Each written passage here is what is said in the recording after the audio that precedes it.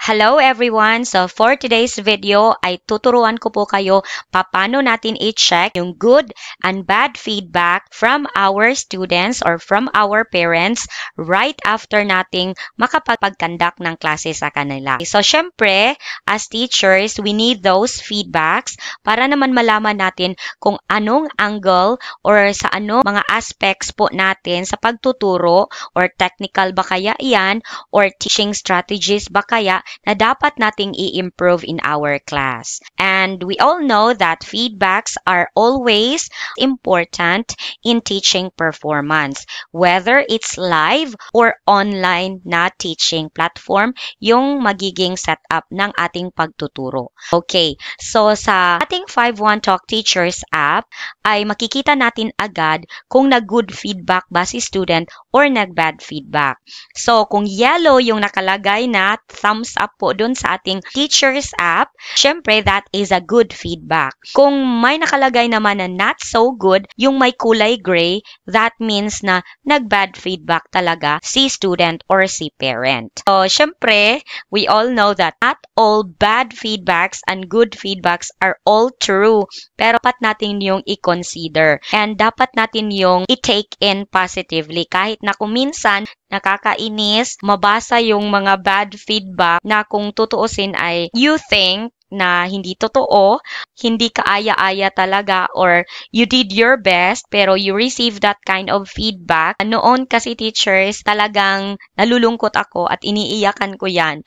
Pero ngayon, medyo okay na rin. Nasanay na ako. Dinadivert ko na lang yung attention ko if ever medyo na-hurt ako sa feedback. Pero kailangan po talaga natin yun. Tinitignan ko yun agad. Kung saan angle ako nagkaroon ng bad feedback for improvement na rin. Okay. So, saan natin yun makikita? So, dito sa my page, nasa baba lang siya ng lesson history. So, ito may nakalagay dito na my students feedback. Okay. Click natin yan. And then, move muna natin siya. Okay. So, mayroon tayo ditong good evaluation, bad evaluation, and complaint. So, tignan natin yung mga good evaluation ko last October 29. Okay, ngayon is October 30. So, konti lang yung naging klase ko ngayon, kaya doon tayo sa October 29. So, dito tayo sa tab ng good feedback, tapos ilagay natin yung October 29. Tapos dito naman is to October 29 rin. Tapos dito sa submit date, dapat rin na naka-October 29 at saka ito rin October 29. Okay, tapos dito sa business, dapat na China kasi syempre domestic teacher ako. So, depende yun. Kung overseas kayo, syempre dito kayo sa overseas. China naman ako. Okay, kasi domestic teacher po ako. So, i-click lang natin yung search. Ayan. So, makikita natin dito yung mga good evaluation. Pero, tatlo lang yung nag-evaluate sa akin ng good. Kasi, hindi naman lahat ng mga parents and students, bibigay sila ng evaluation whether good or bad. So, nasa sa kanila yun kung maglalagay sila. Okay, so yan. So, yung iba naman, walang specific na tags. So, sa isang parent ko or student, so, ay siya dyan ng multiple teaching aids, patient, tidy environment, positive corrections, engaging, at iba pa. So, nakakataba talaga ng puso yung mga they know how to appreciate what they have seen good in your teaching. Okay. So, check natin yung the other day. Sige, dito na naman tayo sa, say, October 27. So, lagay nyo lang yung date, 27. Uniform lahat ng date. Yan. Okay. Tapos, China din. Search natin. Yan. Marami akong mga good feedback dito. Okay, so positive corrections, a great visual effect, standard pronunciation, energetic, tidy environment, professional presence, engaging, patient, yan, marami. Kung minsan hindi ko na yan binabasa, tinitignan ko na lang doon sa 5-1 Talk Teachers app, yung nag-thumbs up ng yellow. Pero kung mayroong gray, tinitignan ko talaga siya agad. Ano yung naging grounds ng parent or student na magbigay siya ng negative feedback feedback para na rin for professional and personal growth as a teacher. So, tignan natin doon sa October 26 kasi nagka-negative feedback ako doon. So, dito tayo sa tab ng bad evaluation. Yan. So, lagay natin ang date na 26. That is Sunday. Parang dalawa yung bad feedback ko dito. Yes, 26. 26. Dito naman, 26. Tapos, China. Search natin.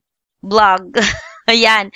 Yan. So, may nakalagay dyan na bad internet connection. Talagang napansin ko naman na biglang nawala si estudyante tapos babalik tapos yung kanyang boses parang hindi ko na marinig.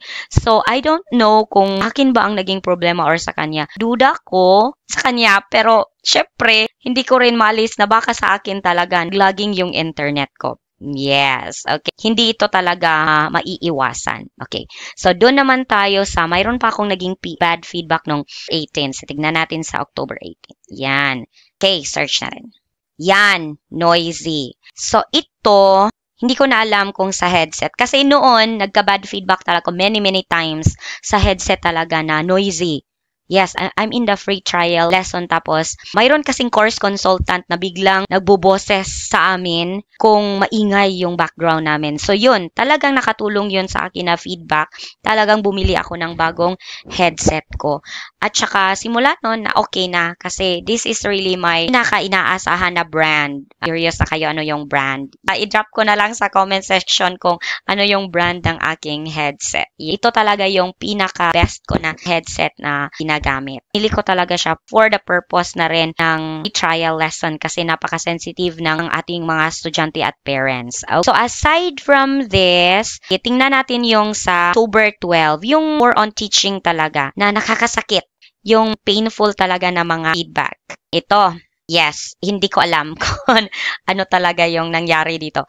Lack of effective interaction, others lighting was too dark, bright, noisy background, bad internet connection. Actually, I could say na effective naman ako sa kanya, yet maybe hindi lang talaga niya ako bet as teacher. Yes, so we cannot please everybody. Parents, the students, talagang mayroon ganun na yung kanilang mga feedback ay hindi totoo lahat. Dapat marunong tayong mag-balance. Hindi naman nakaka-frustrate talaga, nakakawalang gana. So, after natin mawalang gana ng ilang minutes, ay itulog na lang natin. Tapos bukas, another day, another positive vibes na naman. Kasi, syempre, it's the fact.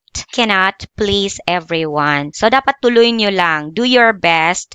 Tapos, syempre, talagang mayroon pa talagang kulang. Kahit ako, as always, I am hungry for learning. And I would like others also to criticize my way of teaching, especially na nasa free trial lesson na ako.